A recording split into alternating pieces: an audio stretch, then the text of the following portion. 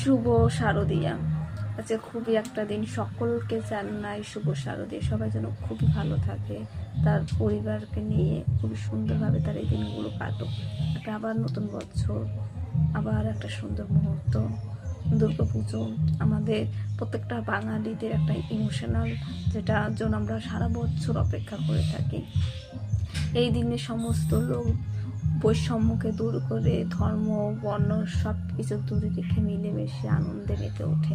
একটা সুন্দর একটা মুহূর্ত, যেখানে কোনো জাত নেই, ধর্ম নেই, বর্ণ নেই, সবাই এক।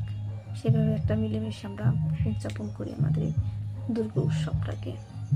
সত্যি হয়তো আমার সত্যি কথা বলতে সেভাবে হয়ে ওঠে না, আমি কোথাও যাই না, দুর্গাপূজার ঘোরাও আমার হয় না, সারাক্ষণ বাড়িতেই থাকি। কিন্তু তবুও আমি তো অতটা পুজো অতটা মানে মজাই আর অতটা পছন্দ করি না, ঘোরাঘুরি পছন্দ করি না, বাট তবুও বাঙালি তো একটা ইমোশন থাকে সমস্ত পুজো নিয়ে। খুবই সুন্দর, খুবই ভালো একটা মুহূর্ত।